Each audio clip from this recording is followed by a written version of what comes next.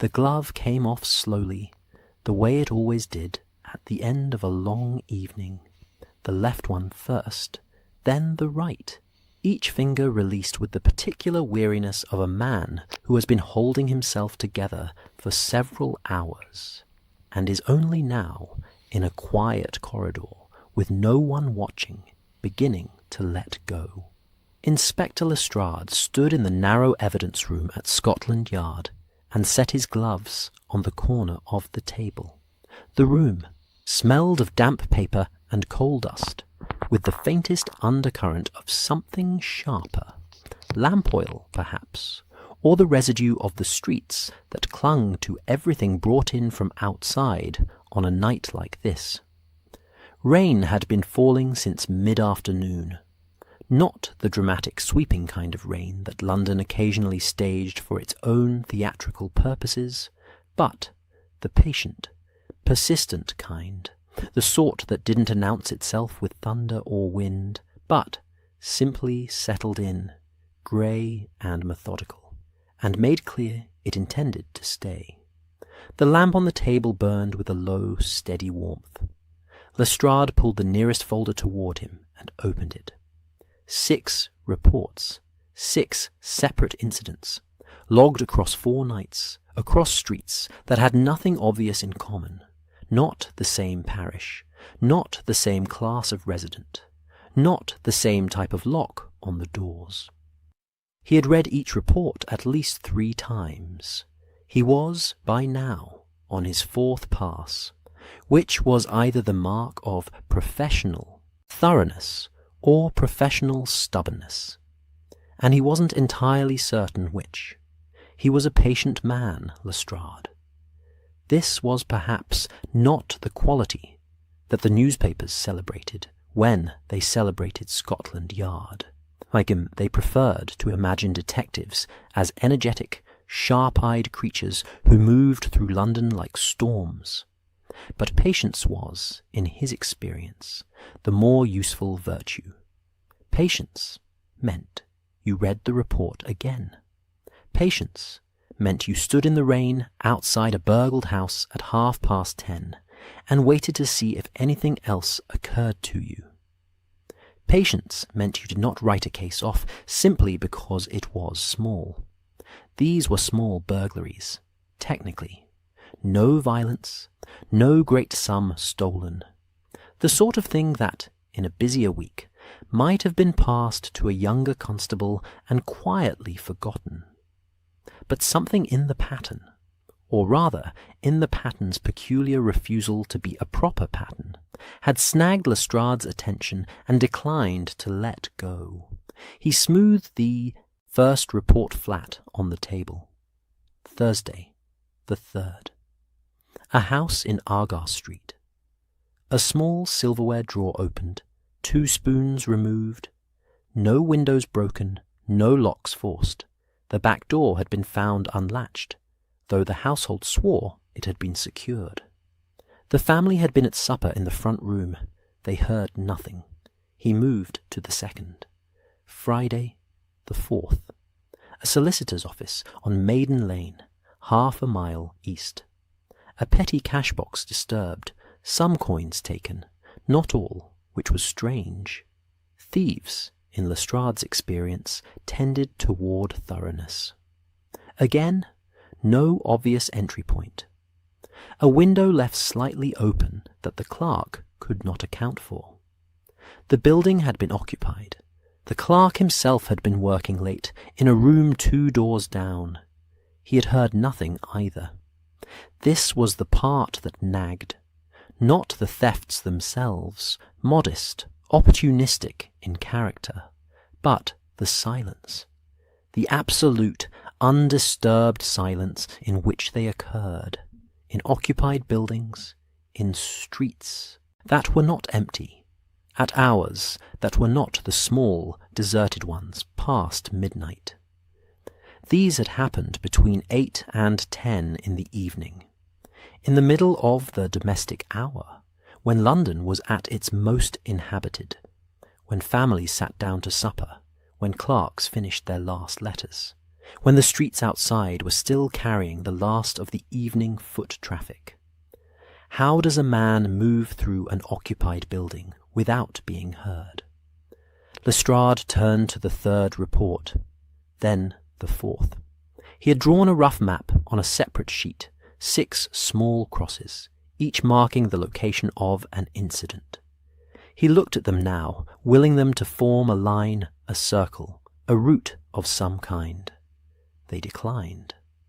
They were scattered across a stretch of London that ran roughly from the Strand northward toward Holborn, but they did not cluster, did not progress in any sensible direction, did not suggest a man moving from one point to the next in the way a working thief would logically move, street to street, building to building, pressing his advantage while he had it.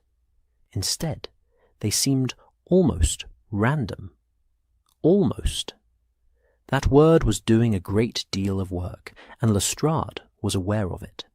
He straightened in his chair and reached for the one piece of physical evidence that sat apart from the folders, not inside any of them, but resting in a small cloth-lined tray at the edge of the table, where he had placed it an hour ago after taking it from the evidence locker.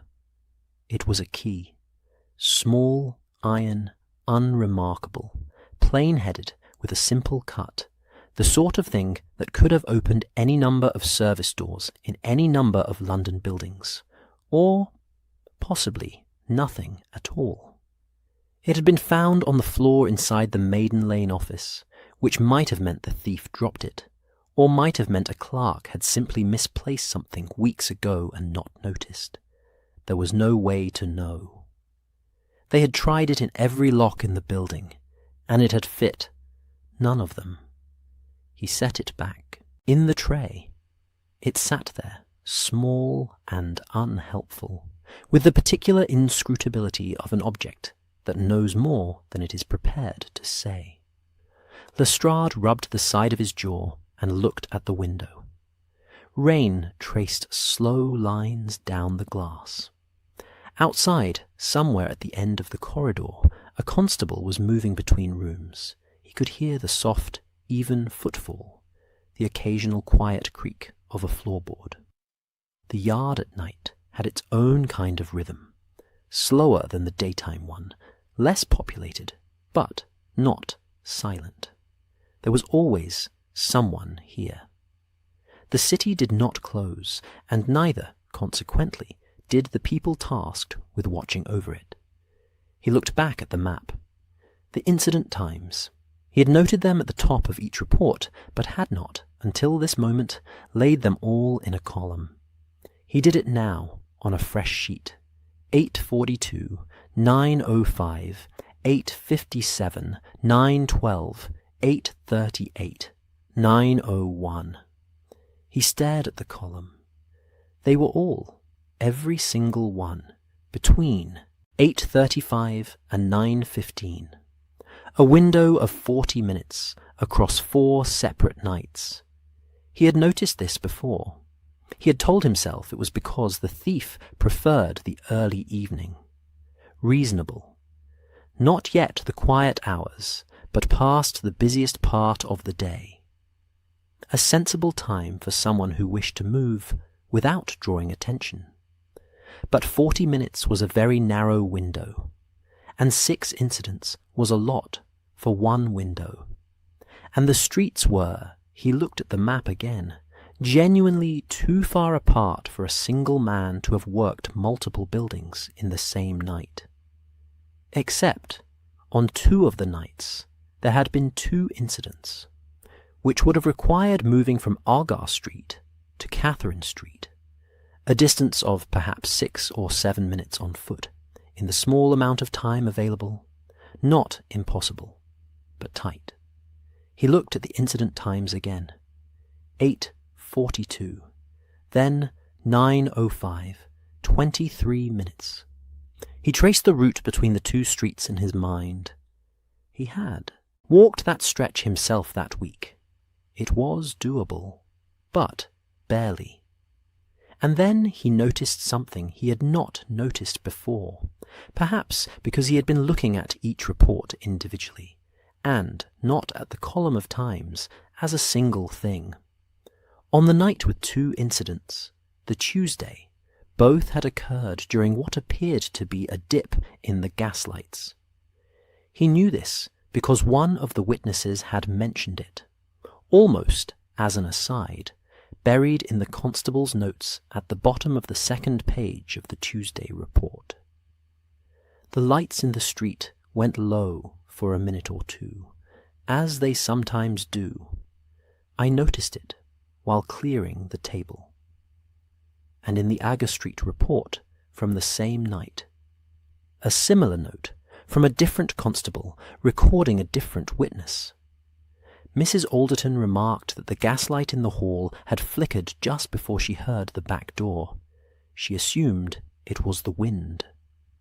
2 witnesses, 2 buildings, the same night, both mentioning the gas. Lestrade sat very still for a moment. He looked at the other reports. The constables had not asked about the gas specifically. There was no reason they would have. It was not the kind of detail anyone thought to record. Gaslight flickered. It was a fact of London life, as unremarkable as rain or cobblestones. You noted it the way you noted the weather, briefly, if at all, and with no expectation that it signified anything. But Lestrade was looking at his column of times, and he was thinking about the narrow window, and he was thinking about the distances between streets, and something, not yet an idea, more like the shape of an idea, the suggestion of one, began to form in the back of his mind. He reached for a fresh sheet of paper and wrote, in his careful, slightly cramped hand, "Gas dip, same night, 2 incidents, 40 minutes, distances, timing." He looked at what he had written. It told him nothing concrete. The connection might be coincidence. Gaslights dipped all the time. But the word "same night" sat in the middle of his list and declined to be explained away. He thought about the other 4 incidents. He did not have witness notes about gaslights for all of them. The constables hadn't asked. If he went back to the witnesses and asked specifically, he might get something. Or he might get nothing. Witnesses forgot. Witnesses conflated. A gaslight flickering a week ago was not the kind of thing most people committed to reliable memory. He looked at the small iron key in its tray. Then he looked at his map. Then he looked at the window, where the rain was still falling with its patient, unhurried conviction.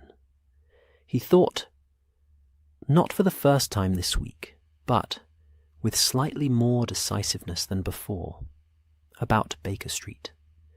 This was always the part that required a certain internal negotiation. Lestrade was not a man who found it easy to acknowledge the edges of his own methods. He was good at his work.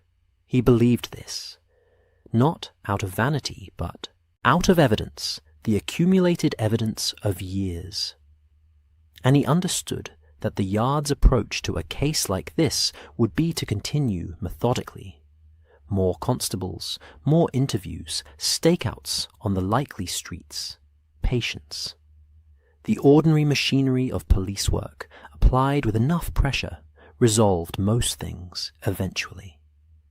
But there was something in this case, the silence, the timing, the gas, that felt like it required a different kind of attention, not more effort, a different shape of thought, the kind that moved sideways through a problem instead of straight at it, the kind that noticed the gas. Lestrade was self-aware enough to know that this was the kind of thought Sherlock Holmes had approximately 6 times before breakfast, and that this self-awareness was not the same as having the thought himself. He was also self-aware enough to know that he had, over the course of many years and many cases, developed a fairly reliable instinct for when a thing was beyond ordinary methods, and that ignoring this instinct was not professionalism. It was pride wearing professionalism's coat. He straightened the reports into a neat stack. He placed the key in its tray beside them. He would not take the evidence tonight. He would request proper transfer tomorrow, through the appropriate forms, because even when one was consulting an unofficial genius, one did so through appropriate forms if one had any sense at all. He picked up his gloves from the corner of the table. Put on the right one first, this time, then the left. He stood, pushed back the chair with a quiet scrape, and looked once more at the map on the table. The 6 small crosses, scattered across their stretch of London like a question no one had asked in quite the right way yet. Tomorrow, he thought. Baker Street. Before the rain decides to do something more serious. He turned down the lamp. The evidence room settled into shadow, and the small iron key sat in its cloth-lined tray in the dark, patient as anything, waiting to mean something. Outside, London went on. The rain went on. Somewhere down in the street, a hansom cab moved past at a slow, wet clip, its lamp making a soft amber smear across the wet cobblestones. A lamplighter, somewhere 2 streets over, was finishing his evening round, moving from post to post with the easy practice step of a man who knew every lamp on his route by name, who could have walked it in his sleep, who knew precisely how long each flame took to settle, and when each street would bloom back into its quiet, gold-edged light. He did not know yet that anyone was paying attention to his timing. The rain had not, as Lestrade had privately hoped, decided to do something more serious overnight. It had simply continued, the same grey, unhurried persistence, neither worsening nor relenting, as though it had made a commitment to London and intended to honour it fully. By the time he stepped out of the yard or the following evening, his collar turned up and his hat pulled forward. It was coming down in the particular way that finds every gap between coat and scarf, every small oversight in one's preparation for weather, and quietly exploits it. He had spent the day doing what needed doing. The formal request for evidence transfer, signed, countersigned, submitted to the appropriate desk by a constable who managed to convey, without saying anything directly, that he found the paperwork slightly excessive for 6 petty burglaries. Lestrade had not explained himself. He rarely did. The evidence would follow tomorrow morning. Tonight he carried only his notes, folded into the inner pocket of his coat, and the small iron key in a cloth envelope tucked beside them. He had also, in the course of the afternoon, sent a brief note to Baker Street. He had kept it characteristically terse. Holmes, a matter of timing and gas. 6 burglaries. No pattern I can make sense of. May I call this evening? Lestrade. He had not elaborated, partly because elaboration via note felt premature, and partly because Holmes, in his experience, responded better to compressed information than to expansive explanation. Give the man a summary, and he would have already formed 3 theories before you finished your first sentence. Give him too much detail up front, and he would simply reorganize it all anyway, in some order that had nothing to do with the order in which you'd presented it, and you would feel obscurely as though you had done something wrong. The reply had come back within the hour, delivered by a boy who seemed faintly out of breath, as though Baker Street had impressed upon him the importance of speed. It contained 4 words, come after 7. H, which was not precisely a warm welcome, but was not, by Holmes's standards, unwelcoming either. Lestrade had worked with the man long enough to read the scale correctly. Baker Street in the rain had a particular quality that Lestrade had never quite been able to describe, but always recognized, something to do with the way the lamplight fell on the wet pavement, making the whole street look slightly more deliberate than ordinary streets, as though it had arranged itself with some aesthetic intention. The houses along its length were substantial without being grand, respectable without being cold, the kind of street that suggested professional men of moderate income and considerable orderliness, solicitors, perhaps, or doctors, or men of science who kept regular hours and paid their rent punctually. Number 221B naturally disrupted this impression slightly.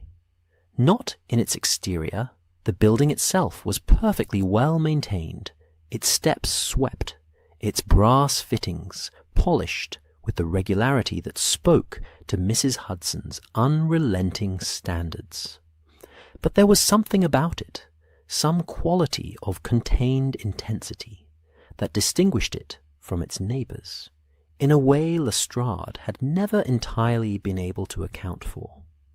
It was, he thought, the building equivalent of a man who looked perfectly calm, but whose eyes were moving very quickly. He went up the steps and knocked. Mrs. Hudson answered with the prompt efficiency of a woman who had been managing an unconventional household for long enough that very little surprised her any more, and who had consequently redirected that energy entirely into the smooth running of practical matters. "Inspector Lestrade," she said, with a warmth that was genuine, and a precision that was also genuine, and somehow coexisted perfectly comfortably. "Come in out of the wet. They're both upstairs." Both, he registered. Watson was in then. He was not surprised. Watson had a quality of simply being present at important moments that Lestrade had long since stopped questioning. It was as though he operated on some instinct for narrative, always arriving where the story was. The staircase at 221B was narrow and warmly lit, the wallpaper a deep, somewhat assertive pattern that had presumably been chosen during a period of Holmes's life when he had strong opinions about wallpaper, and considerably less of it perforated by various experimental endeavours. The smell of the house was familiar, a layered, complex smell, not unpleasant. Coal from the fire upstairs, old paper, the particular chemical suggestion of whatever Holmes was currently experimenting with, and underneath it all, Mrs. Hudson's cooking, which tonight appeared to involve something with bay leaves. Lestrade went up. The sitting-room at 221B was, as it generally was, a comfortable chaos. This was a room that had given up on the pretense of order, and arrived at something that functioned better, a kind of organized turbulence, where everything was exactly where it needed to be for the person who lived here, even if that location made no intuitive sense to anyone else. Books were stacked on the floor beside the shelves rather than in them, because the shelves were currently occupied by papers, chemical, apparatus, and what appeared to be a very detailed street map of a borough Lestrade didn't immediately recognize. The mantelpiece held, in addition to its ordinary items, a tobacco pouch, 3 folded telegrams, and a small glass dish that contained something Lestrade chose not to examine closely. The fire was well built and generous. Its light moved warmly across everything, softening the room's eccentricities into something almost welcoming. Watson was in the armchair to the left of the fire. the one he had apparently established territorial rights over through long occupation, and which no one contested. He had a book open on his knee, but he was not reading it. He looked up when Lestrade entered, with an expression of genuine, uncomplicated welcome, that was, in its way, rather restoring. Watson had a gift for making a room feel inhabited, rather than merely occupied. "Lestrade," he said, setting the book aside. "Dreadful night, sit down, I'll pour you something. Tea, if it's no trouble." "None at all." Holmes was at the window. This was not unusual. Holmes spent a remarkable amount of time at windows, a fact that had initially struck Lestrade as contemplative posturing, but which he had, over time, revised his opinion on. Holmes at a window was not idle. He was listening, watching, cataloguing, processing the street below with the same systematic attention he applied to everything else, collecting data that he would not necessarily explain or even acknowledge collecting until some later point when it turned out to be essential. He was standing slightly to the side of the glass, not directly in front of it, his hands clasped loosely at his back. He was not looking at Lestrade. "Inspector," he said to the window. "Holmes, sit down." Lestrade sat. Watson handed him tea, strong, the way it should be on a night like this, and Lestrade wrapped both hands around the cup and felt, with a small and private gratitude, the warmth move into his fingers. "You said timing and gas," Holmes said, still at the window. "I did." "Tell me about the gas first." Lestrade considered this. It was not the order in which he had intended to present things. He had planned to begin with the burglaries themselves, the dates, the locations, build to the timing anomaly, and arrive at the gas as a tentative observation near the end. Holmes had apparently decided to approach it from the other direction. This was, Lestrade had learned, almost always for a reason. "Two witnesses," he said. "Different buildings, same night. Both mentioned the gaslights dipping around the time of the incident. I don't know if it means anything." "You suspect it does, or you wouldn't have mentioned it." Holmes turned from the window then, not dramatically, just a simple turn, moving to the chair across from Lestrade with the particular economy of motion that characterized everything he did. He sat. He looked at Lestrade with the expression that Lestrade had spent years learning to read. Not the sharp, dissecting look that the detective wore when he was making social deductions about a stranger, but the quieter, more focused one, that meant he was genuinely listening, that something in what he'd heard had already snagged on something in his mind and was beginning to pull. 6 incidents, Lestrade said, and laid his notes on the table between them. Holmes looked at the notes without touching them. This, too, was characteristic. He absorbed information visually first, before engaging with the physical object. Lestrade talked. He described each incident methodically, in the order they had occurred. The Agar Street house, the Maiden Lane office, the remaining 4. He described the silence, the occupied buildings, the narrow time window. He read the column of times aloud: 8:42, 9:05, 8:57, 9:12, 8:38, 9:01. He described the distances between streets and the near impossibility of a single man covering them efficiently. Watson, who had resettled in his armchair and picked up a small notebook. He often made notes during these sessions, a habit that Holmes tolerated with something approaching affection, was writing quietly, his pen moving in the unhurried way that meant he was following and thinking simultaneously. Holmes said nothing for a long time after Lestrade finished. He sat with his fingers steepled at his chin, which Lestrade recognized as his most concentrated posture, the external stillness that indicated maximum internal motion. The fire crackled, rain moved across the window, then the Times. "Yes," Lestrade said, "read them again." Lestrade read them again. Holmes closed his eyes. The distances between incidents on the same night. Lestrade gave them. He had measured them on his street map with a piece of string, which wasn't scientifically precise, but was approximately accurate. Holmes opened his eyes. "And the gas dips. You said 2. Witnesses mentioned them."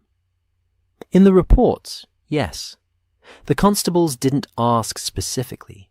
The witnesses offered it. I don't know if the other 4 incidents also had dips. I'd need to go back to the witnesses and ask." "Don't," Holmes said. Lestrade looked at him. "Not yet. Tell me, when you walk through those streets in the evening, what do you notice about the gas?" It was an unexpected question. Lestrade thought about it properly, the way it deserved. "It varies," he said slowly. "Some streets are steadier than others. Main thoroughfares tend to be consistent. Smaller streets, residential ones, side streets, they dip more, especially when it's cold, or when there's high demand elsewhere in the district. The pressure in the mains fluctuates." "And do the dips have a pattern?" "Not that I've ever thought about." Holmes was quiet again. Then, "How long does a dip typically last?" "A minute, maybe 2, sometimes less." "Long enough," Holmes said, apparently to himself, "for a man who knows it is coming to move through a dark hallway." The room was quiet for a moment. Watson had stopped writing. He was looking at Holmes with the expression of a man who is watching something assemble itself. Lestrade felt the thing he always felt in this room at moments like this, a mixture of illumination and slight deflation. The particular sensation of seeing something that had been directly in front of him rearranged into a shape that suddenly made complete sense. "He knows when they're going to dip," Lestrade said. Holmes looked at him with what might, charitably, have been called approval. "He doesn't just know. He relies on them. The window of 40 minutes, the distances, the silence in occupied buildings. They're not coincidences or careful planning after the fact. They're a schedule. Someone has given him a schedule." He paused. "Or he has built one himself." "The gas mains," Watson said quietly from his armchair. "The gas mains," Holmes agreed. "Well then, pressure fluctuations in London's gas network are not random, Watson. They follow the lamplighter routes, the sequence in which lamps are lit and adjusted each evening, combined with residential demand patterns. If you know the infrastructure, you can predict, with reasonable accuracy, which streets will dim, and when." He looked at the fire for a moment. "You would need a map." "Where would someone get a map of the gas mains?" Lestrade asked. Holmes was quiet for a moment, that went on slightly longer than a straightforward silence. Then, "I know someone who might help with that." He reached across the table and picked up the notes. He read through them, quickly, but not casually, with the focused speed of someone who reads differently from ordinary people, absorbing and filing simultaneously. Then he set them down, picked up the small cloth envelope that Lestrade had placed beside the notes, and opened it. The iron key lay in his palm. Holmes looked at it for a long moment, did not turn it over. He did not hold it up to the lamp. He simply looked at it, with the key resting flat in his hand, as though he were waiting for it to decide to tell him something.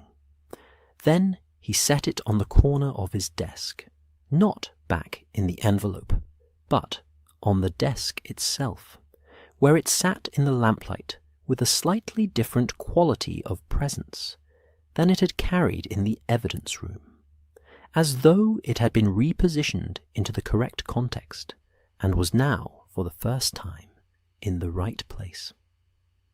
"Leave it there," he said. "It doesn't fit any lock in the Maiden Lane building," Lestrade offered. "No," Holmes agreed. "It wouldn't." He did not elaborate. This, too, Lestrade had learned to tolerate. The information that arrived without explanation, the small declarative statements that contained, somewhere inside them, more than they appeared to. He would understand eventually. He generally did. Watson rose and refilled the tea. The fire had settled into its most comfortable register, not the energetic early burn of a fresh-built fire, but the deep, steady warmth of one that has found its rhythm and is content to maintain it. Rain moved across the glass in slow, irregular streams. Somewhere below, on Baker Street, a cab horse shifted its weight on the wet cobblestones with a soft, hollow clop. Holmes had gone still in his chair, eyes half closed, fingers loosely steepled. He was not asleep. Lestrade knew this, could feel the alertness in the room. But he had gone somewhere interior, following a thread that was not visible to anyone else in the room. Watson did not disturb him. Lestrade followed Watson's lead and sat quietly with his tea, listening to the rain.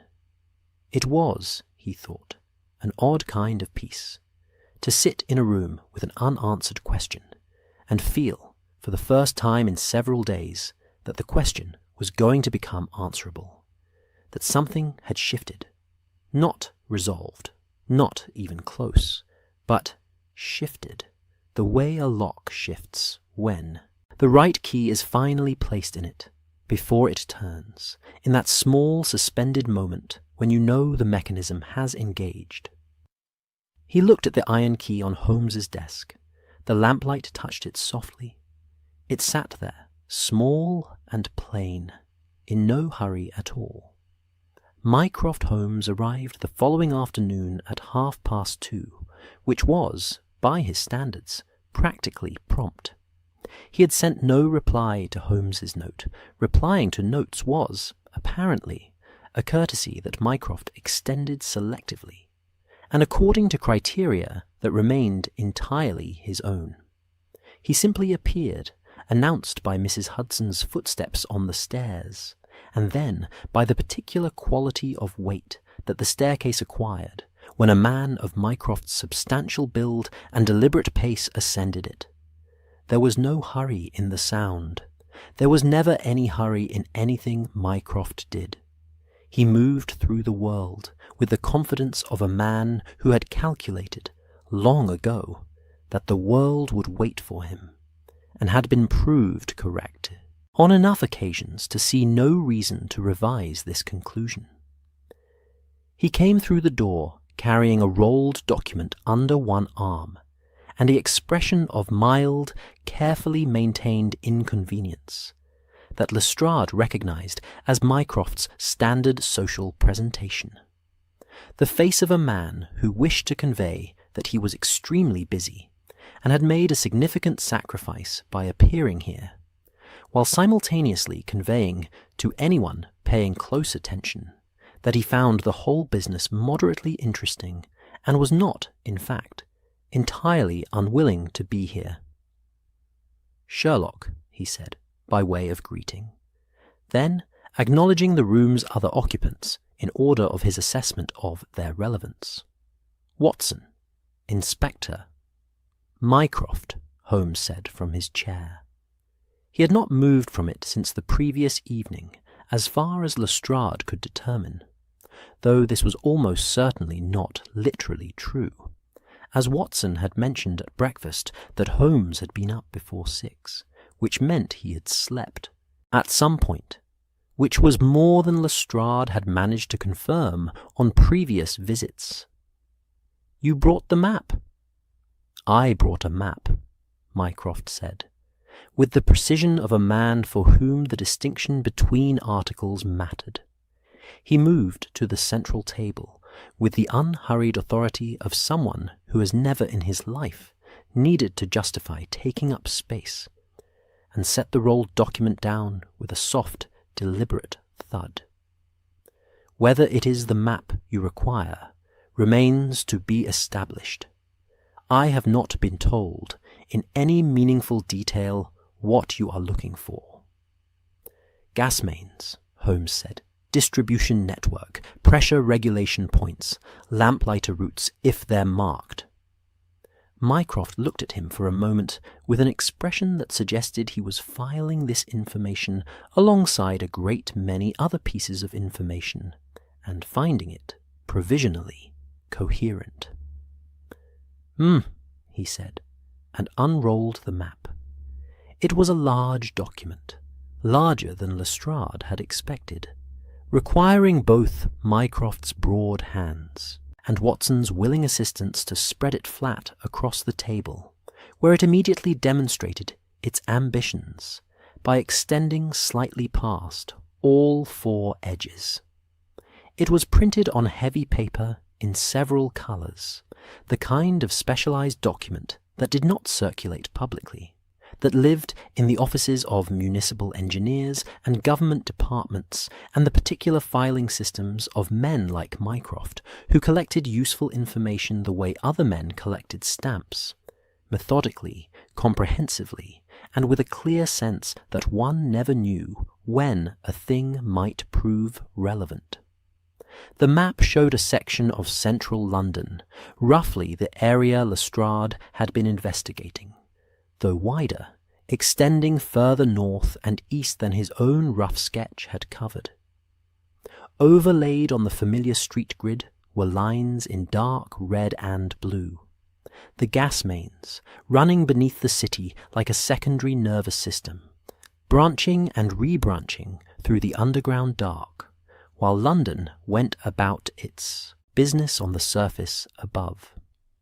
Pressure regulation points were marked with small symbols, circles, crosses, a notation system that Lestrade could follow only partially.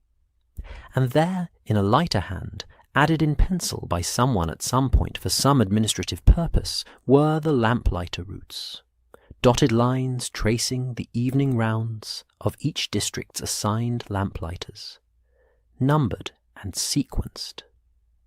Lestrade looked at the map and felt the faint vertigo of seeing a familiar thing from an unfamiliar angle. He had walked these streets his entire professional life. He knew them by their surfaces, the cobblestones, the shop fronts, the particular quality of foot traffic on a Tuesday versus a Saturday. He had never thought about what ran beneath them, never needed to, in the way that one doesn't think about the bones inside a hand while one is using the hand. Holmes was already at the table. He had not waited for the map to be fully secured before he began looking. He was, leaning over it with both hands flat on the paper, scanning in the rapid, non-linear way he read everything, eyes moving across the network of lines without appearing to follow any particular one. Watson stood beside Lestrade, hands in his pockets, and said quietly, "He's been waiting for this since last night." He knew Mycroft would have it. He knew Mycroft would have access to it. Whether he'd bring it was apparently a separate question. Watson's tone carried a mild, familiar amusement, the amusement of a man who has long since made his peace with living adjacent to a force of nature, and found, on balance, that it suited him. Mycroft had settled into the armchair that was not Watson's, the one that was, technically, Holmes' preferred chair, which Mycroft occupied with the serene unapologeticness of an elder brother, and which Holmes did not contest, because he was currently too interested in the map to care about furniture.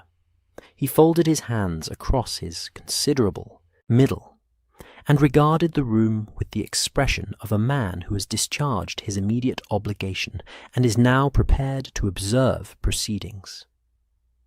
"The pressure in the mains," Holmes said, without looking up from the map. "It isn't constant." "Of course not," Mycroft said. "The network runs at variable pressure depending on demand, time of day, temperature, and the sequence of lamplighting in each district. The lamplighters don't all go out simultaneously. They follow routes, district by district. As each route progresses, the demand on the local section of the main fluctuates." He paused. "You're suggesting someone has mapped the fluctuations?" "I'm suggesting someone has experienced the fluctuations," Holmes said, "regularly enough to internalize them, to know, on a given street, at a given hour, roughly when the lights will dip and for approximately how long." He straightened and looked at the map from a slight distance, the way one looks at a painting, not examining individual brushstrokes, but allowing the whole to present itself. "Show me the routes." Mycroft did not move, but he extended one finger toward the map with the authority of a man who was used to indicating things and having other people do the actual indicating on his behalf. "The dotted lines. Each numbered route corresponds to a lamplighter's evening round. The sequence runs roughly east to west across the central district, with the northern routes beginning approximately 15 minutes after the southern ones." Holmes traced the dotted lines with his finger, not touching the paper, hovering just above it, following the routes in the order of their numbers. Lestrade watched him. There was something almost meditative about it. The slow, deliberate movement of Holmes's finger across the map, the quiet of the room, the fire at their backs, the rain that had, since this morning, softened into something barely more than a fine mist against the windows. "Here," Holmes said. He stopped his finger over a section of the map. A cluster of streets north of the Strand, running up toward Holborn. He looked at Lestrade. "Your incidents." Lestrade stepped closer and looked. The streets Holmes was indicating corresponded, with a precision that was slightly startling, to the cluster of crosses on his own rough map, the 6 locations where the burglaries had occurred. "All within reach of this section of the network," Holmes said. He moved his finger along the dotted lines, one route, then another, both passing through or adjacent to the relevant streets. 2 lamplighter routes, running roughly parallel, with an overlap in the middle. He tapped the map lightly. "The pressure regulation point for this section. Where is it?" Mycroft unfolded himself slightly from the armchair and leaned forward to look, without rising. This was, Lestrade suspected, the maximum effort Mycroft was prepared to exert physically in any given interaction. He studied the map with eyes that moved with surprising quickness for a man who otherwise appeared to operate at the pace of a comfortable tidal flow. "There," he said. "The circle with the cross. That's the main regulator for this sub-district." Holmes looked at the point. Then he looked at the lamplighter routes. Then he looked at the incident locations. "The dips," he said quietly, "propagate outward from the regulation point as the lamplighters work through their routes. Each time a cluster of lamps is adjusted or extinguished and relit, as happens at certain points along the route, there's a brief drop in local pressure." He traced the propagation with his finger, street by street, moving west to east, following the route. The room was quiet. Watson had stopped making notes, not because he had stopped thinking, but because he was listening with the full attention he gave to things that mattered. "It's a schedule," Lestrade said. He heard the echo of Holmes's words from the previous evening. A schedule. But now he could see it, laid out in coloured lines and dotted routes on paper. He could see the shape of it. A moving schedule. The dark moves across these streets in sequence, following the lamplighter. In predictable sequence, Holmes said. On any given evening, if you know the routes, you know which street will dip, and approximately when, and for approximately how long. He looked up from the map. 2 minutes of diminished gaslight, enough to move through a dark hallway, enough to open an unlatched window, cross a room, take what you came for, and be gone before the light steadies. Mycroft made a sound that was not quite approval and not quite agreement, but occupied the territory between them. "It's elegant," he said, with the measured respect of a man who appreciated elegance in almost any form, even inconvenient ones. Whoever worked this out invested considerable time in observation. Or, Holmes said, setting his hands flat on the map again, considerable time on the route itself.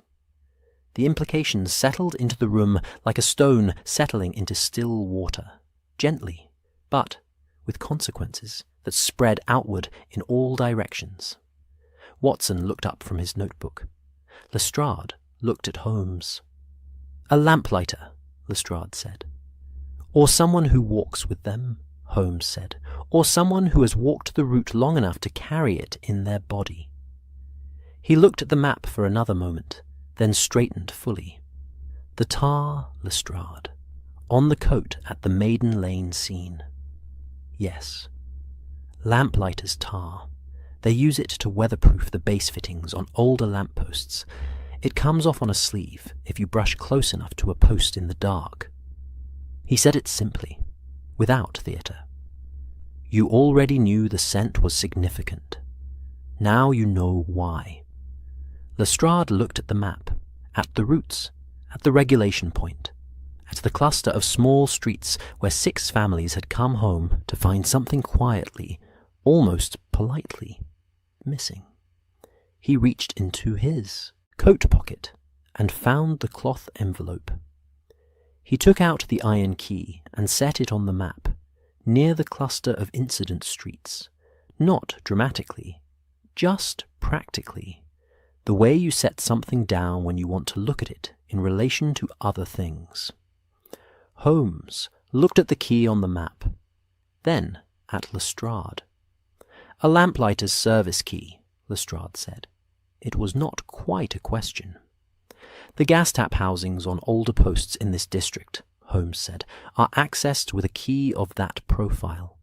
It gives manual control of the individual lamp, for adjustments, for relighting, for the small maintenance tasks that are too minor to require an engineer." He paused. If a man wished to induce a dip in a specific lamp at a specific time, rather than waiting for the natural fluctuation of the main, he would need a key like that. The ribbon that Watson had set on the table earlier, used to keep his notes rolled, lay near the edge of the map. Holmes picked it up without looking at it, and drew it slowly along the dotted line of the eastern lamplighter route, from the regulation point outward, marking the path. The ribbon lay across the map, tracing the route. The key sat at the cluster of streets where the route converged. Outside, the mist had thickened back toward proper rain. The afternoon light, always thin at this time of year, was beginning to make its early retreat. The lamplighters would be going out soon, crossing London in their quiet, unregarded rounds, moving from post to post in the gathering dark, each one known to his own route as intimately as a conductor knows a score. Mycroft rose from the armchair with the gradual, inevitable quality of a tide. "I'll leave the map," he said. "Return it when you're done." He looked at Holmes with the expression of a man who has more to say and has decided, for once, that he will not say it, that the situation is in capable hands, and that continuing to be present serves no particular purpose. "Don't damage it." "I never damage anything," Holmes said to the map. Mycroft looked at the several places on the map where Holmes's fingers had left faint impressions in the paper, said nothing, retrieved his hat and coat from the chair where he had placed them, and left. His footsteps descended the stairs at the same measured, unhurried pace with which they had arrived. And then the front door opened and closed with a soft, definitive click, and Baker Street received him back into its grey afternoon, without ceremony. Watson pinned the top corners of the map to the wall above the mantelpiece, where the firelight touched it warmly. The ribbon remained along the eastern route. The key sat on the desk, as it had the night before. But now it was no longer inscrutable. It was specific. It had a story. It knew which streets it belonged to. Lestrade stood before the map and looked at the route, and the streets, and the regulation point, and felt the case assemble itself around him like a room coming into focus, not complete, not yet, but coherent, pointed in a direction. He thought about a man walking a familiar route in the evening dark, moving from lamp to lamp, knowing every dip, every pause, every moment of shadow, the way a musician knows a rest in a score, not as an absence, but as something timed, intentional, used. He thought, "We need to find which lamplighter." Holmes, still looking at the map, said, "Tomorrow, Lestrade. The district foreman first, then the route." "I'll arrange it," Lestrade said. The fire settled. The map held its position on the wall, colours warm in the lamplight, roots spreading outward from the regulation point, like something breathing. Holmes did not sleep that night, or if he did, it was in the brief, functional way that some men sleep, not for restoration so much as for the minimum biological courtesy required to continue thinking. By the time Watson came down the following morning, Holmes was already at the map. He had added to it, overnight. Not to the map itself. Mycroft's warning about damage had been taken seriously enough that the document remained unaltered. But around it, 3 sheets of his own paper were pinned to the wall alongside it, covered in his small, precise handwriting. Columns of numbers, a rough sketch duplicating the relevant section of the route, and something that appeared to be a timeline, horizontal, marked at intervals, with notations above and below it, that Watson, squinting at it from across the room with his morning tea, could not immediately pass. "You've been up all night," Watson said. It was not a question. "I've been working," Holmes said, which was a different thing, though he did not elaborate on the distinction. Watson looked at the timeline.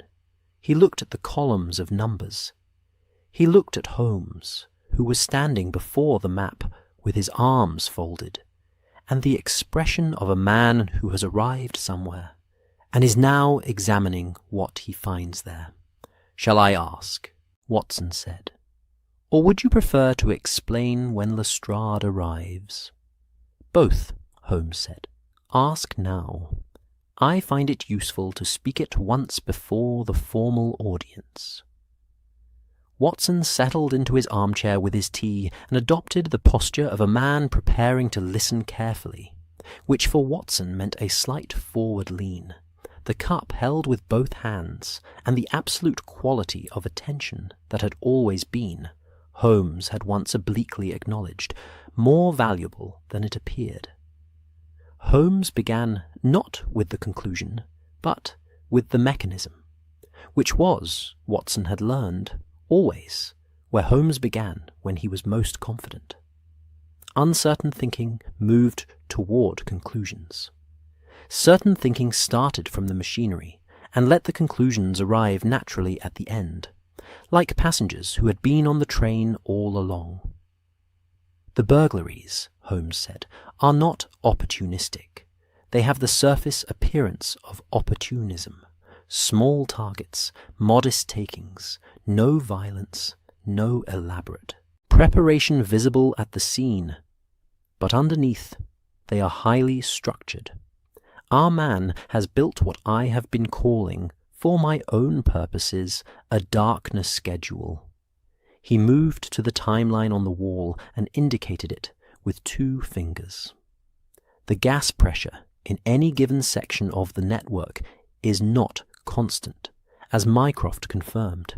It fluctuates in response to demand and to the lamplighter's route, as lamps are lit, maintained, and adjusted across the district. The local pressure rises and falls in a pattern. Not a random pattern, a sequential one tied to the route. Watson nodded. He had followed this much from the previous afternoon.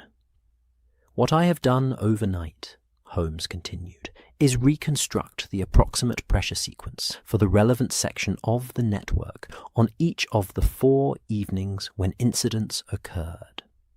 He indicated the columns of numbers. Using the incident times, the street locations, and the route sequence from Mycroft's map, working backward from what we know happened to what must have been true of the network at those moments. He paused. It is an inference, not a measurement. I would not present it as engineering, but as a reconstruction of method, it is sufficient. And, Watson said, and the dips were not all natural. Holmes looked at the map. 4 of the 6 incidents occurred during what the route sequence would predict as a natural pressure fluctuation. The kind that happens as the lamplighter moves through his round, adjusting lamps in sequence, causing brief drops in local pressure. These are predictable. Our man knows them because he has observed them, perhaps for weeks, perhaps longer. He has memorized the rhythm of the route the way a musician memorizes a score. You said 4, Watson observed, not 6. 2 of the incidents, Holmes said, occurred at times that do not correspond to any natural fluctuation I can reconstruct for those streets on those evenings. The times are slightly earlier than the route. Sequence would predict by approximately 8 to 12 minutes. He turned from the map and looked at Watson directly. Which means the darkness on those streets on those evenings was not natural. It was induced. Watson set down his tea. The service key. The service key, Holmes confirmed. A lamplighter's access key, which fits the gas tap housings on the older posts in this district and allows manual adjustment of individual lamps. If you possess such a key and you know the route, you can induce a dip in a specific lamp at a specific time, creating your own window of darkness independent of the natural fluctuation schedule. You extend your working hours. You give yourself flexibility. He paused. You give yourself, in effect, darkness on demand. The room was quiet. Watson absorbed this. Outside, the morning was grey and dry for the first time in several days. The rain had finally, overnight, relented. The light coming through the Baker Street windows was thin and flat, the particular colourless light of a London winter morning. But it was present, which felt like an improvement. He's very patient, Watson said after a moment. Extraordinarily, Holmes agreed, and there was something in his tone, not admiration exactly, but the recognition that one careful mind gives to another, across whatever distance separates them. Consider what this required. First, the observation period, weeks, probably, of walking these streets in the evening, noting the fluctuations, timing them, mapping the route's rhythm without any map, carrying it in his body, learning which streets dip and when, which buildings have unlatched windows, which households are at supper during the dip, which back doors are the work of 30 seconds. He moved to his chair and sat. Then the acquisition of the key, which required either theft from a lamplighter or manufacture, since these keys are not commercially available. Then the selection of targets, always modest, never greedy, never enough to provoke serious attention. Until now, Watson said. Until now, Holmes agreed. 6 incidents in 4 nights suggests either growing confidence or a specific timeline. He is building towards something larger. The petty thefts are not the point. They are reconnaissance. He is testing his schedule, confirming that the darkness is reliable, that the method holds, that no one has noticed the pattern. He looked at the map on the wall. He has been treating these streets as a rehearsal space. Watson was quiet for a moment, turning this over. What is the larger target? I don't know yet, Holmes said, with the equanimity of a man who is comfortable not knowing things he does not yet have the data to know. But the route converges at its eastern end on a stretch of streets that includes 2 banking houses and a jeweller of some reputation. He said it simply, as information rather than drama.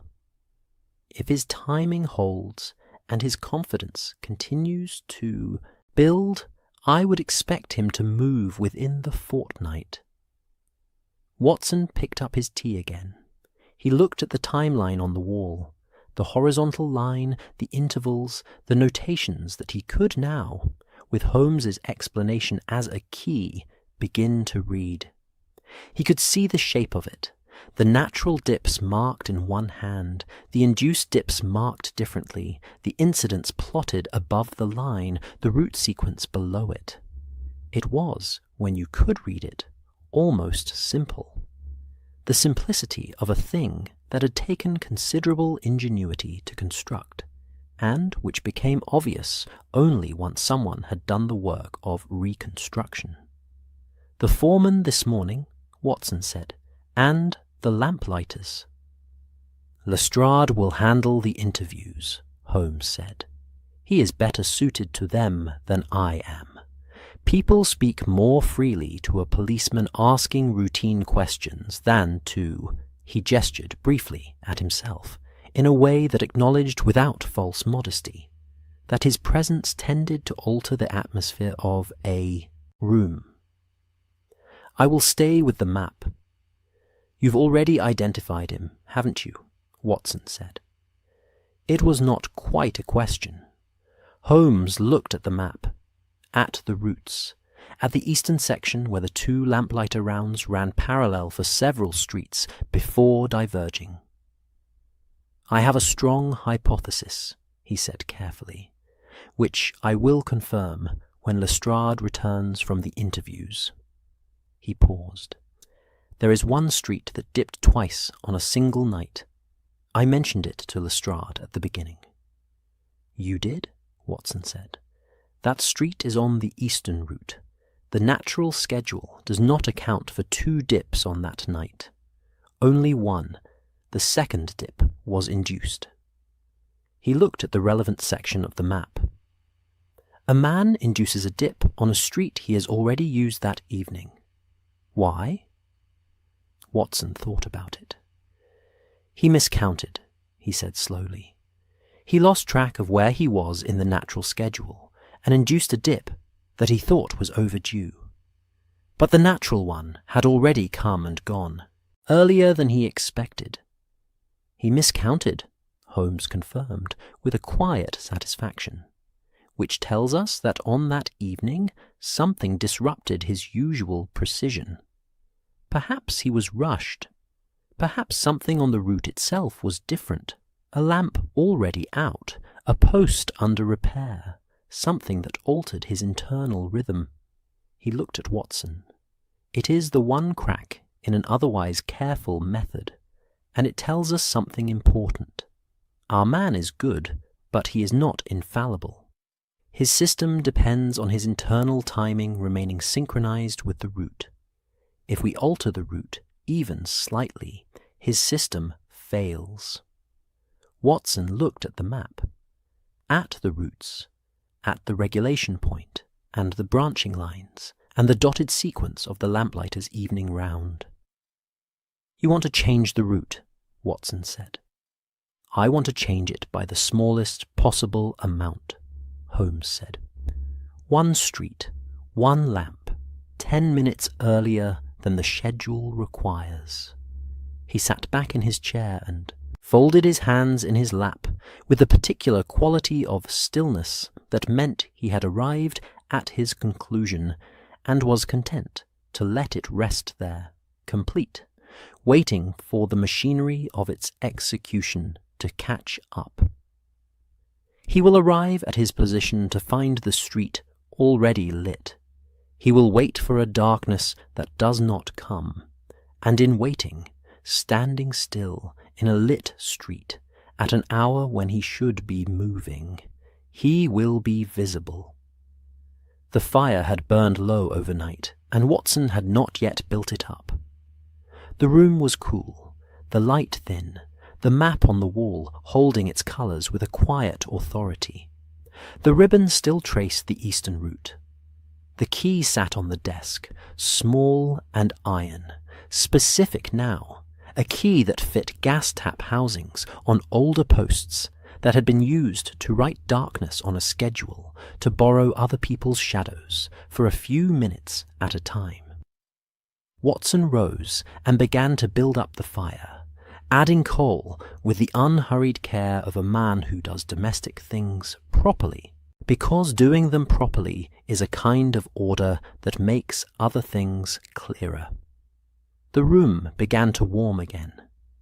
He thought about a man walking a lamplighter's route in the evening, not a lamplighter himself, or perhaps he was, or had been, moving through the familiar dark with a key in his pocket and a schedule in his memory, counting the dips the way another man might count his steps, knowing exactly when each street would go quiet and briefly, usefully, dark.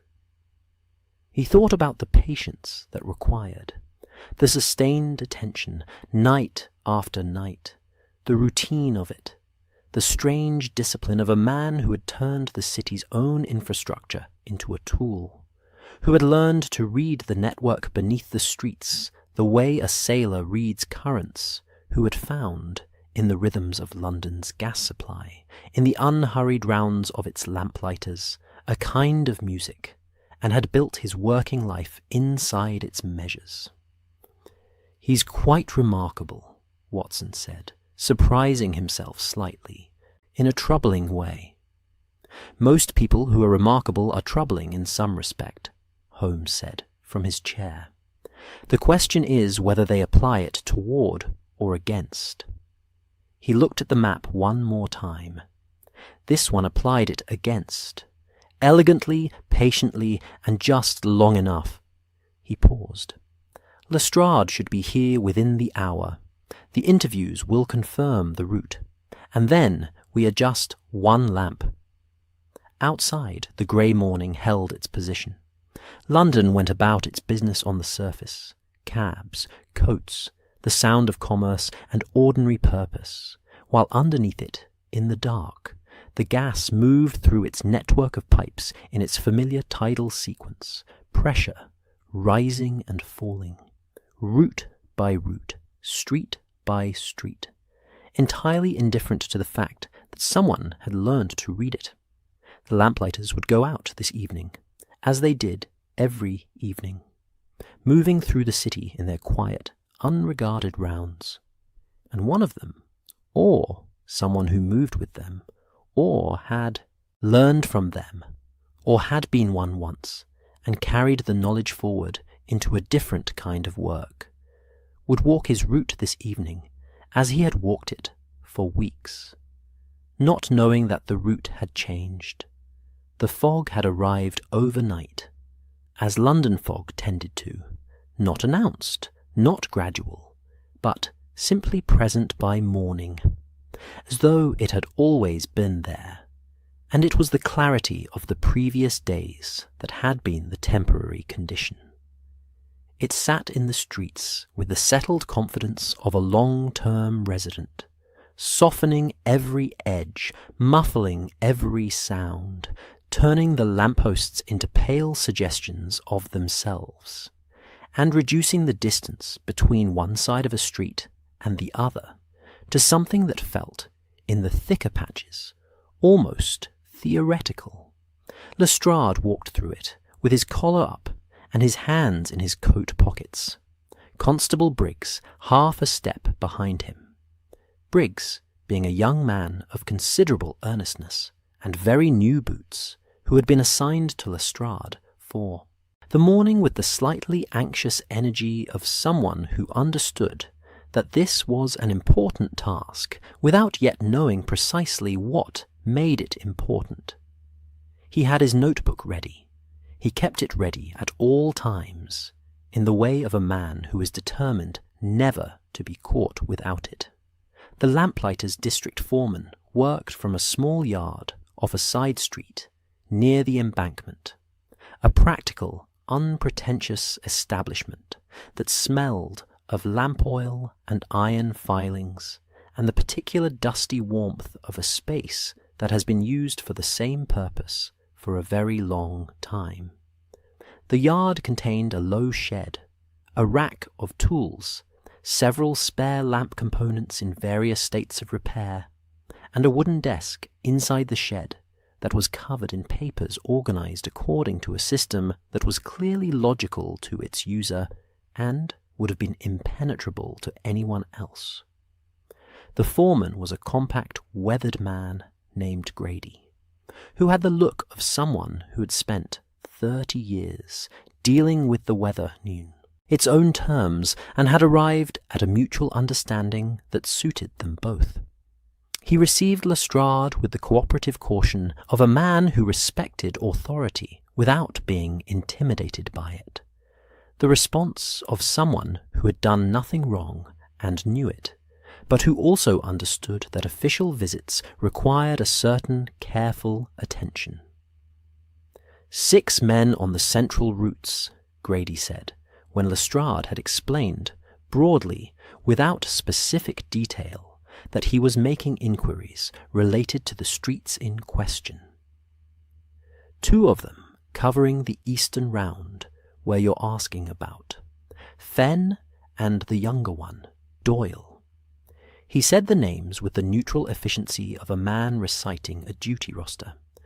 Both reliable. Fenn's been on that route 8 years. Doyle came on about 14 months ago. And their relationship to the route, Lestrade said, the timing, the sequence. How well would each of them know it? Grady looked at him with mild curiosity at the specificity of the question, but answered it. Fenn could walk it in his sleep. Literally, I'd half believe he has done once or twice. Doyle knows it well enough. Younger men take longer to really carry a route. You know what I mean. There's knowing it, and then there's knowing it, where it's in you. Lestrade noted this without expression. Any irregularities recently? Either of them, unusual hours, requests to swap sections of the route, anything that struck you as out of the ordinary? Grady thought about this with the genuine consideration of a man who took the question seriously. Fenn, nothing. Steady as anything. Doyle. He paused. He asked, about 6 weeks ago, to extend his round slightly eastward. Said he wanted the extra hours. I said I'd think about it. Hadn't approved it formally, but I noticed he'd been finishing later than the route should take. Assumed he was being thorough. Lestrade kept his face carefully neutral. And did you ask him about it? Mentioned it in passing. He said he'd been checking the older posts at the East End. Said some of the tap housings were showing wear. Wanted to note them for the maintenance report. Grady paused again. Which is reasonable. It's the kind of thing a conscientious man does. It is, Lestrade agreed pleasantly. He asked 2 or 3 more questions about the service keys, how they were issued and tracked, whether any had been reported missing. Grady consulted a ledger on the desk, running his finger down a column of entries with the focused pride of a man who maintained his records well and wanted this to be apparent. 2 keys had been signed out in the past year for lamp post maintenance. Both had been returned. Lestrade asked to see the entries. The handwriting in the return column for the second key was slightly different from the rest. Neater, more deliberate, the way a signature looks when it's been copied, rather than produced naturally. He did not say this to Grady.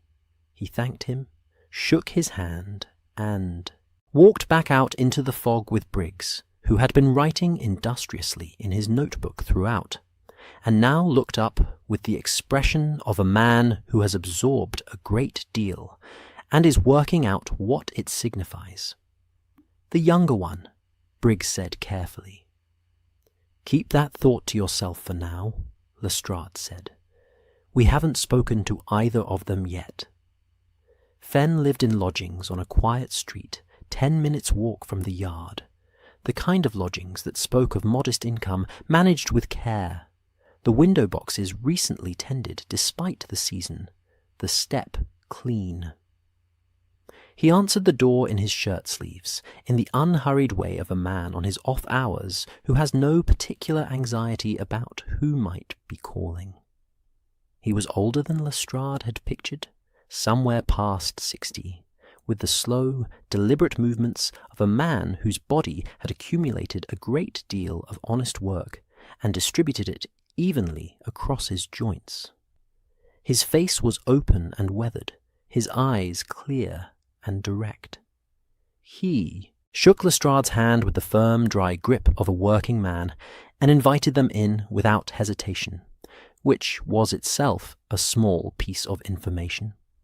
The room was plain and orderly, a coat on a hook, a lamp on the table, gas, naturally, burning with a low, even light, a pair of boots drying near the small hearth. On the mantelpiece, a framed photograph of a woman and 2 children, somewhat faded, the kind of photograph that has been in the same position for a very long time. Lestrade asked his questions carefully, keeping them general, inquiries about the route, the timing, the eastern streets. Fenn answered with the detailed fluency of a man who genuinely knew his subject and had no reason to edit himself. He described the route with quiet pride, noting the individual characteristics of specific lampposts, the way another man might describe neighbours. This one always needed an extra moment to settle. That one caught the wind badly in winter. The 3 on the corner of a particular street that had older fittings and required a slightly different touch. And the pressure, Lestrade said, keeping his tone conversational. On the eastern end, does it run steady? Fenn considered. Mostly. There's a natural dip in the early part of the round. When the southern route is still finishing, the pressure drops briefly before it steadies. Happens around 20 to 9 most nights. Lasts a minute, maybe 2. He said it as straightforwardly as he might describe the weather. It was simply a feature of the route, known, unremarkable. You learn to work around it, time your adjustments so you're not at a critical point when it happens. And the young man on your route, Doyle? You work alongside him on the overlap section? Something shifted in Fenn's expression. Not guilt, not evasion, but something more careful. The look of a man who is deciding how honest to be about a mild concern. We overlap on 3 streets, yes. He's capable enough. A pause. Keen to learn the route. Asked me a good many questions when he first started. About the timing, the sequence, the pressure patterns. Another pause, shorter. More questions than most new men ask. What kind of questions? About the dips, mostly, Fenn said slowly, as though this detail, which had seemed unremarkable in isolation, was acquiring a slightly different quality in the context of a policeman's visit. When they happened, how long they lasted, whether they were consistent night to night. He looked at Lestrade steadily. I thought he was being thorough, learning the job properly. I'm sure he was, Lestrade said, in the tone he used when he meant the opposite of the words, but wanted the sentence to feel like a door left gently open.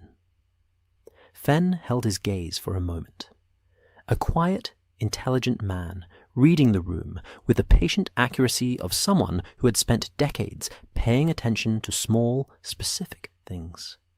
He said nothing more, but something in his expression suggested that he had arrived in the last 60 seconds at an understanding he would have preferred not to reach. Lestrade thanked him, shook his hand again, left. Doyle's lodgings were further east, a different quality of street, narrower, the buildings closer together, the fog thicker in the gaps between them. The kind of street where privacy was maintained not through space, but through the mutual agreement of people living in proximity to look in the other direction. He answered the door more quickly than Fenn had, which could mean eagerness or anxiety or simply coincidence, and Lestrade noted it without deciding yet which it was. Doyle was younger than Lestrade had pictured, somewhere in his late 20s, with a lean, precise quality to his build, the kind of person who moved efficiently, as though they had calculated the energy cost of every gesture and eliminated waste. His face was pleasant and unremarkable, the kind of face that did not immediately suggest any particular inner life, which Lestrade had learned, over many years, was sometimes the most informative kind. "Inspector," Doyle said, with a politeness that was calibrated, not too warm, not too guarded, the careful middle register of someone who had thought, at some point, about how to respond to official visitors. "Come in." The room told Lestrade several things in the first 10 seconds. It was clean, more than typically clean, the particular tidiness of a space where things have been put in order recently and with attention. A coat on the back of the door, a table with a single chair. On the table, a cup of tea going cold, a folded newspaper, and nothing else. A surface that had recently had other things on it and had been cleared. The hearth held a fire that was burning well, recently fed. Lestrade sat in the offered chair and set his hat on his knee, and asked his questions with the same pleasant, methodical pace he had used with Fenn, starting at the same general point, the route, the timing, the eastern streets, and watching. Doyle answered well. That was the thing. He answered with the right amount of detail, the right quality of knowledge, the appropriate references to specific streets and lamp posts. He was clearly familiar with the route, genuinely familiar, not performing familiarity, which made sense. He had walked it for 14 months, but there was something in the pace of his answers, a fraction too considered. The slight pause before each response that was just barely longer than the pause of a man simply thinking, and just barely shorter than the pause of a man checking his words. The kind of pause you only noticed if you had interviewed enough people to have developed a feeling for the rhythm of truthful speech versus managed speech, and Lestrade had. He asked about the pressure dips. Doyle described them with the same accuracy Fenn had, same timing, same duration, correct in every detail. And on the evenings we've been discussing, Lestrade said, naming 2 of the incident dates, do you recall anything unusual about the pressure on the eastern section? No, Doyle said, immediately. The only answer in the entire conversation that came without a pause. Lestrade looked at him for a moment, pleasantly, without any shift in expression, and said, nothing at all. The weather was unusual those nights, cold front coming through. Sometimes affects the pressure. Nothing I noticed, Doyle said. This time there was a pause, but it came after the answer rather than before it, which was a different thing entirely. Lestrade nodded, as though satisfied. He asked one more question, about the service keys, routine, whether Doyle had had occasion to use one recently for maintenance purposes, and Doyle said he had not, that all his maintenance queries went through Grady, which was correct procedure. It was the right answer. It was, in fact, the perfect answer. And it was delivered with a stillness that was just slightly too complete. The stillness of a man who had decided, before Lestrade arrived, exactly how he would answer this question, and was now executing that decision with the control of someone who understood that the body betrays overthinking if you let it move. Lestrade thanked him, shook his hand. The hand was dry and steady. Of course it was. He walked back out into the fog with Briggs, who had the look of a man burning with a question he was unsure whether to ask. The older one knows nothing, Briggs said carefully. Fenn is entirely clear, Lestrade agreed. A pause, Briggs consulting his earnest internal process. And Doyle. Lestrade looked ahead into the fog, at the pale shapes of lampposts emerging from it at intervals, each one surrounded by its soft aureole of gaslight, steady and quiet, and, this morning, entirely innocent. Doyle, he said, is very calm. He said it the way Holmes had said things, simply, as information, without inflection, letting it carry its own weight. Briggs wrote something in his notebook. They walked on through the fog, their footsteps muffled, the city around them reduced to sound and suggestion. The distant clop of a cab horse, the far-off call of a street vendor, the quiet hiss of a gas lamp doing its unremarkable, faithful work. Lestrade thought about Doyle's hands, about the cleared table, about the pause that came after the answer instead of before it.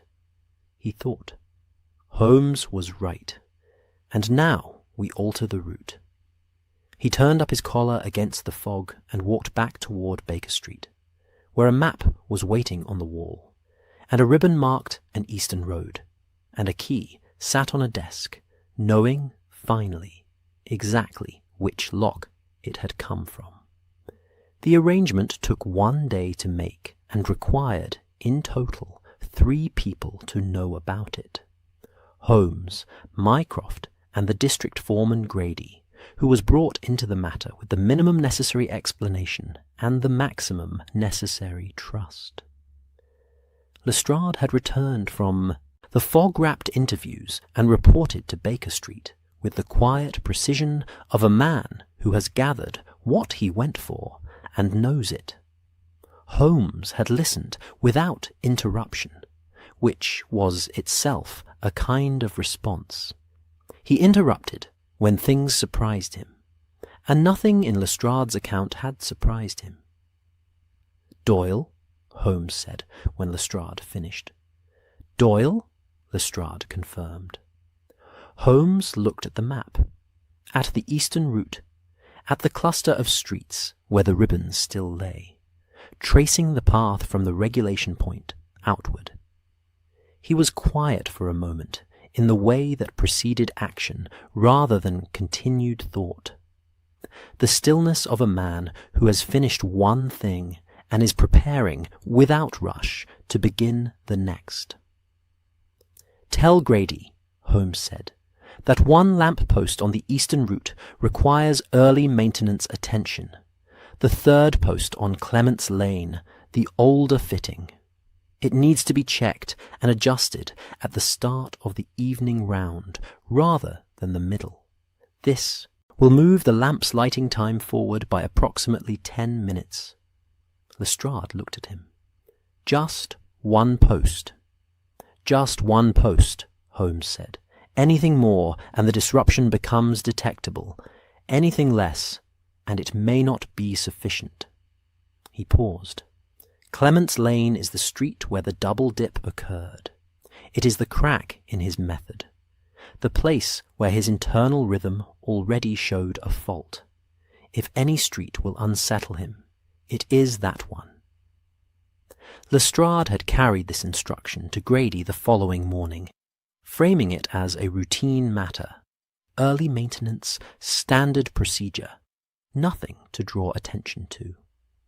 Grady, who was a practical man and had by now formed his own quiet conclusions about the direction of the inquiry, asked no unnecessary questions.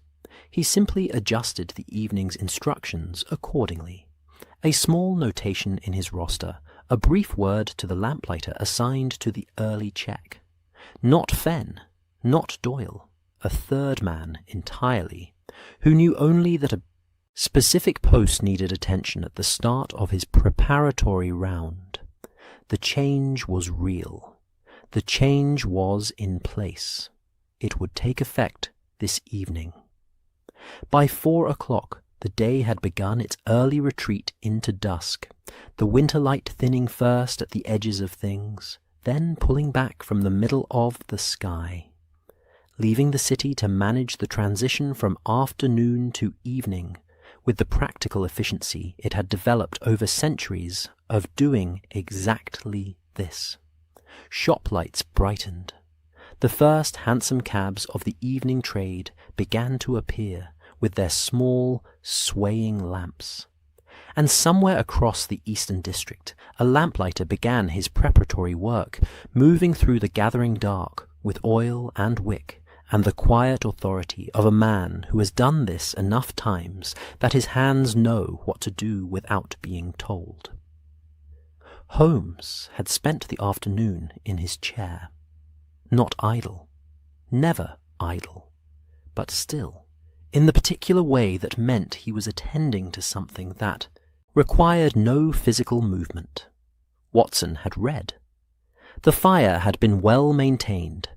Tea had been made twice, and consumed with the unhurried domesticity of an afternoon that had nothing to do yet but wait.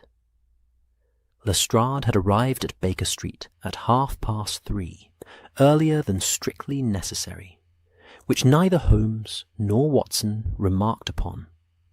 He had brought his coat, his hat, and the particular internal quality of a man who has set something in motion, and is now living in the interval before it resolves, not anxious, not impatient, but very present, alert in the way that is quieter than nervousness. "What time?" Lestrade asked, settling into the chair that had become, over the course of this case, informally his. "He will position himself on Clement's Lane," Holmes said, "between 8:20 and 8:35. That is when the natural dip would ordinarily occur on that section. the window he has memorized, the pause in the route's rhythm that he has walked into and out of, reliably, for weeks. He looked at the fire. Tonight the lamp will already be lit. Clement's Lane will be light when he expects it to be dark. He will arrive at his position and find that the music has changed. And he'll wait, Watson said. He'll wait, Holmes confirmed. Because waiting is what his method requires. He has always had to wait, for the dip to come, for the darkness to arrive on schedule, for the moment to present itself. Waiting is not alarming to him. It is simply part of the process. He paused. But the darkness will not come, and at some point, waiting on a lit street becomes something different from waiting on a dark one. It becomes standing still, being visible, being, for the first time in this entire enterprise, in the wrong place.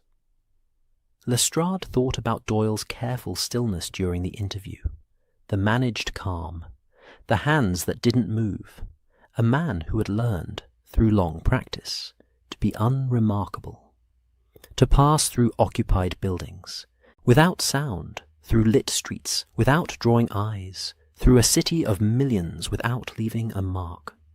It was, he thought, a particular kind of skill, and a particular kind of loneliness, to be very good at not being seen. "You'll be on the street," Holmes said to Lestrade. It was not a question. "I'll be on the street," Lestrade confirmed. "East side of Clement's Lane. There's a recessed doorway, a printer's, close by 6. Deep enough. How long are you prepared to wait?" Lestrade looked at him with the mild expression of a man being asked whether he knows how to do his job. "As long as it takes." Holmes accepted this with a small nod. "Take Briggs," he said. "Keep him at the north end of the lane. If Doyle arrives and reads the situation quickly, if he decides not to wait and simply turns and walks, you want the north end covered." "Already arranged," Lestrade said. Watson looked up from his book. "Should I?" "No," Holmes said, with the gentle firmness of someone who has considered the question before it was fully asked. "You should stay here. There is nothing useful for you to do on Clement's Lane tonight, and your presence would add a variable." He paused, and something in his tone shifted almost imperceptibly, not softer exactly, but considered. "I would value a report when Lestrade returns." Watson accepted this with the equanimity of a man who had learned, over many years, to distinguish between being excluded and being trusted with the other half of a thing. Clement's Lane at 8 o'clock was quiet in the way that small London lanes were quiet in the evening. Not empty, not entirely still, but operating at a reduced register, the daytime purposes of its buildings concluded, and the nighttime ones not yet fully engaged. The printer's had been dark since 6, its windows holding the faint reflection of the lamp across the street. A few pedestrians had passed at intervals, a woman with a basket, a man in a hurry whose footsteps had faded quickly northward, a boy cutting through from the adjacent street with the focused purposefulness of someone on an errand. None of them had paused. None of them had looked twice at the doorway on the east side of the lane. Lestrade stood in the doorway with his hands in his coat pockets and a cup of tea that had been hot when Briggs had brought it from a nearby coffee stall at 7:30, and was now cold in the way that tea becomes cold when you're not paying attention to it, because you're paying attention to other things. He drank it anyway. Cold tea was still tea, and Lestrade was a practical man. The lamp at the south end of Clement's Lane was burning with its full, steady warmth. It had been burning since the early lamplighter had attended to it at the start of his round, 10 minutes ahead of the usual schedule, in obedience to Grady's adjusted instructions. It burned with complete indifference to the inconvenience it was causing, as gas lamps generally did. Lestrade checked his watch at intervals.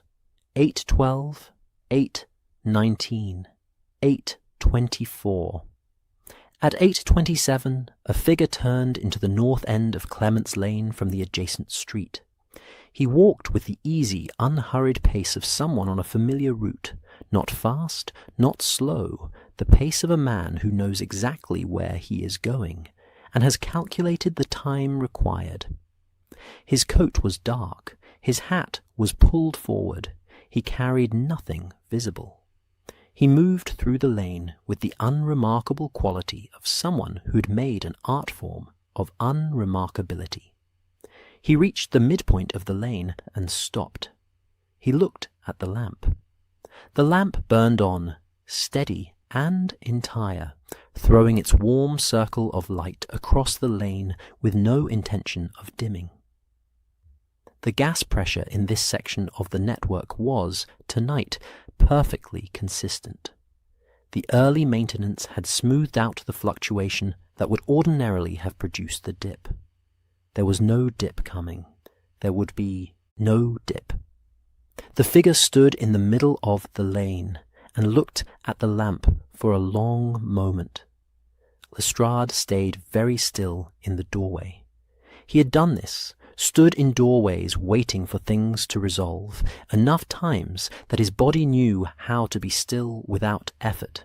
He was simply present, watching. The figure looked at the lamp. Then he looked at his watch, a small movement, the glance of a man consulting a schedule that was failing him. Then he looked back at the lamp, then, slowly, at the street around him.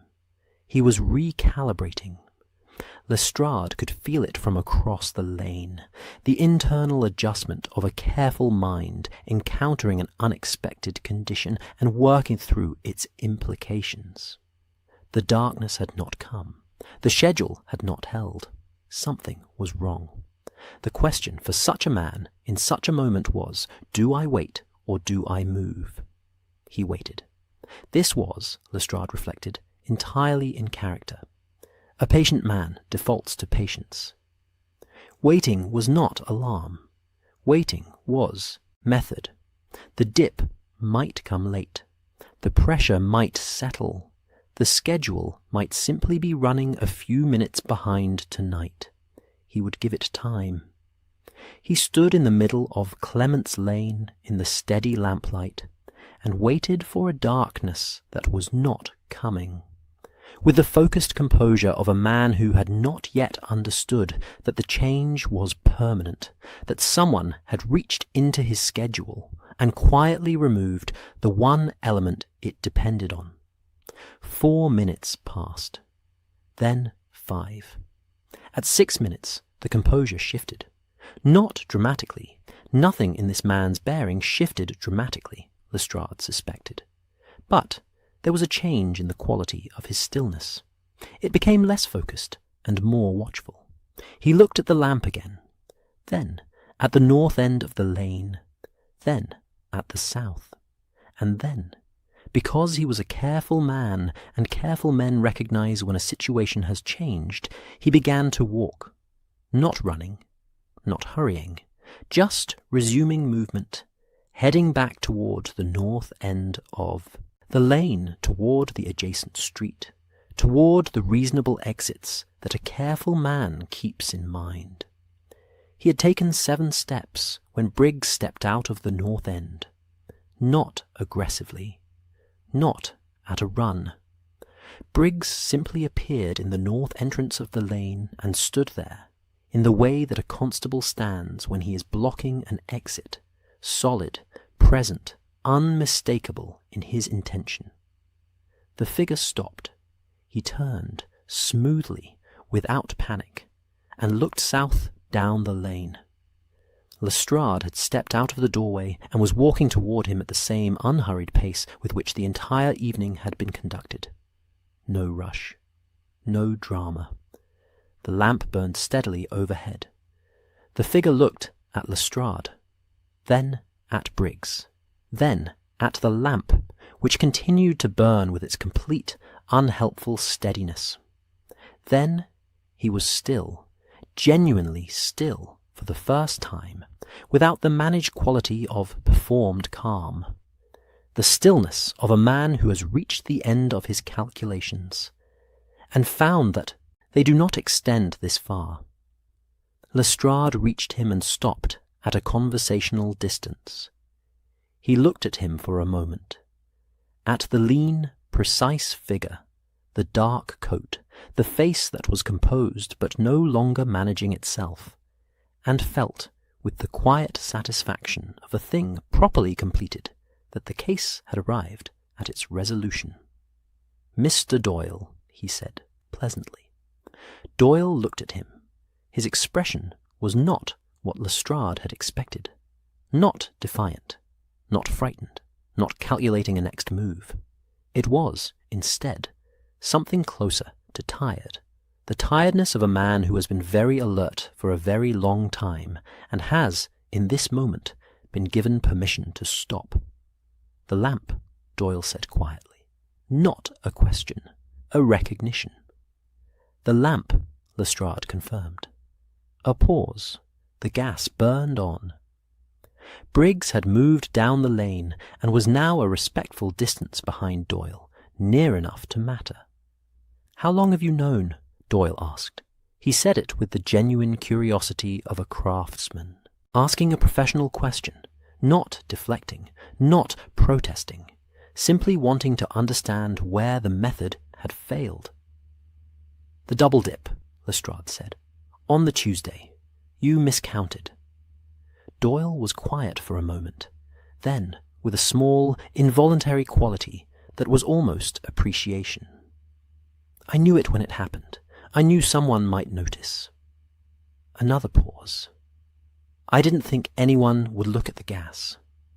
"Someone looked at the gas," Lestrade said. He did not elaborate on who. It didn't seem necessary. Doyle reached into his coat pocket, slowly, with the careful movements of a man who understands the importance of slow, careful movements at moments like this, and produced, without being asked, a small iron key. He held it out. Lestrade took it. It was the twin of the one sitting on Holmes's desk, same profile, same plain head, same slight weight in the palm. A working key. A key that had opened darkness on a schedule, that had borrowed the city's own infrastructure for a few minutes at a time, that had made a music of shadows across 6 streets and 4 nights. Lestrade put it in his coat pocket. "Shall we walk?" he said. "Or would you prefer a cab?" Doyle looked at the lamp one more time, at the steady, indifferent flame, and said, "We can walk." They walked. The 3 of them, through the quiet London evening, the fog lighter tonight than it had been, the gas lamps on the main streets burning in their ordinary, faithful sequence. Doyle walked with the same unhurried pace he had entered the lane with, not diminished, not defeated, simply moving at the pace the situation required. Above them, the city's gas burned on. The lamplighters had long since finished their rounds and gone home. The streets settled into their nighttime register, amber and grey, familiar and unhurried, each lamp holding its small circle of warmth against the dark. The cracked seal was in Doyle's other coat pocket, found when Briggs made the formal search at the lane's end, a small red disc of wax bearing the imprint of one of the burgled homes, carried perhaps as a kind of record, or a reminder, or simply overlooked in the way that small things get overlooked when a man is very focused on larger ones. Lestrade took it without comment and placed it in the cloth envelope in his inner pocket, alongside the notes he had carried since the beginning. The case was closed. The night was clear enough. They walked on. Baker Street received them back at 9:30. Lestrade alone this time, Doyle having been delivered to the yard with Briggs and the appropriate paperwork set in motion, the machinery of official process engaged and turning at its own steady pace. There would be charges, hearings, the slow, formal progression of justice through its proper channels. Lestrade had seen to the beginning of all that, before walking back out into the night and turning west toward Baker Street, because there was a report to make, and because, though he would not have said this plainly, he wanted to sit by that fire one more time before the case was entirely behind him. Mrs. Hudson let him in without surprise. Watson met him at the top of the stairs with a look of quiet inquiry, and Lestrade answered it with a single nod, and Watson's expression settled into something warm and undemonstrative that was, in its way, entirely sufficient. Holmes was in his chair. The map was still on the wall, the ribbon still tracing the eastern route. The key, the original one from the Maiden Lane office, sat on the desk where it had sat since the first evening. The fire was well built and generous. Someone, Watson presumably, had made tea, and it was still hot. Lestrade sat down, accepted the cup, wrapped both hands around it the way he had on the first evening, and felt the warmth move into his fingers, and said, "Clement's Lane, 8:27. He waited 6 minutes before he understood." Holmes looked at the fire. The lamp held perfectly. A pause. The fire settled. Rain had returned, lightly. Nothing serious. The city's default condition reasserting itself with gentle insistence. "The cracked seal," Holmes said, "in his coat pocket, from the Agar Street house. We'll confirm it against the wax impression in the report, but the crest matches." Lestrade set it on the table, the small red disc of wax, and it sat there in the firelight, looking exactly like what it was. The last piece, the confirmation, the object that completed the ledger. He kept it. I'm not entirely sure why. "Because it was the first one," Holmes said quietly. "The first successful night. Men who build careful systems often keep a record of where the system began." He looked at the seal for a moment without touching it. Not sentiment exactly. Verification. Proof to himself that it had worked. Watson was writing in his notebook, not the quick functional notes of the working sessions, but something slower, more considered. The writing of a man who is already composing the shape of a thing, rather than simply recording its facts. He was heading for the banking houses, Lestrade said, at the east end of the route. We found notes in his lodgings, timings, observations, 2 weeks of recorded pressure dips on that stretch of street. He'd been building toward it for months. "The petty thefts as rehearsal," Holmes said. "As I thought." "As you thought," Lestrade agreed, without any particular weight on it. Simply a confirmation.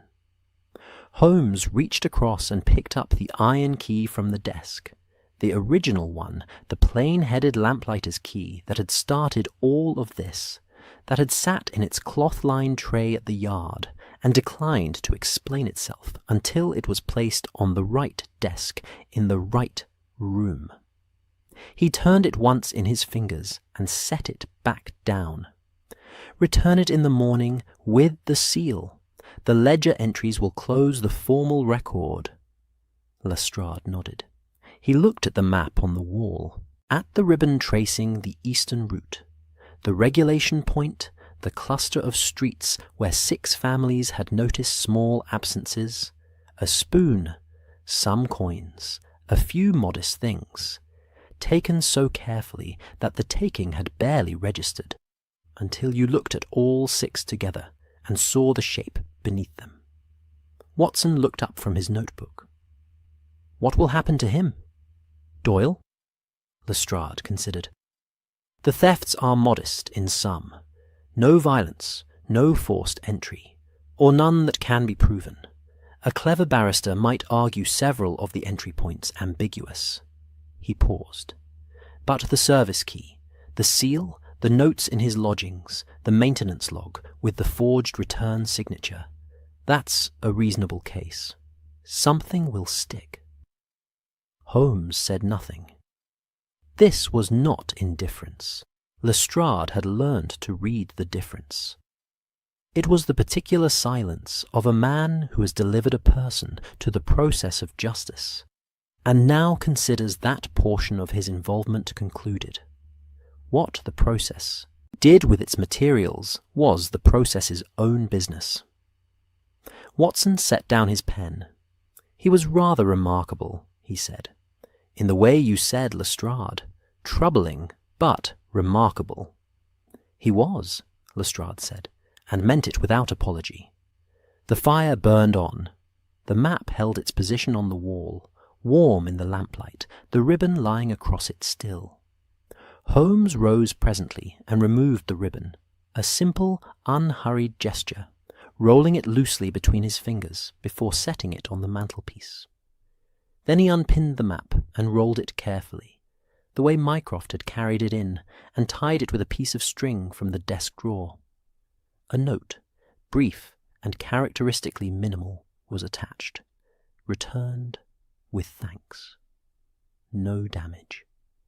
H. The map would go back to Mycroft tomorrow, through whatever quiet channel connected Baker Street to the Diogenes Club. The ribbon would remain on the mantelpiece for a while, as things did in this room, absorbed into the general accumulation of the place, becoming unremarkable, until one day it would simply be gone, and no one would remember exactly when. Lestrade rose and put on his coat. He stood for a moment, looking at the desk, at the iron key, small and plain in the lamplight, waiting to be returned to evidence in the morning, to be logged and filed and eventually forgotten, as most evidence was, once the case that required it had resolved. He thought about Doyle on Clement's Lane, looking at the lamp that would not dim, the 6 minutes of waiting, the moment of understanding, the hand reaching into the pocket for the key, offering it without being asked, with the quiet dignity of a man who knew when a thing was finished. He picked up his hat. "Holmes," he said at the door. Holmes looked at him from the chair. "Thank you," Lestrade said, simply, without elaboration. Holmes waved one hand in the loose, dismissive gesture that meant several things simultaneously. That thanks were unnecessary, that the work had been its own, satisfaction, that the conversation on this subject was now closed, and that Lestrade was welcome to come back whenever the next knot presented itself.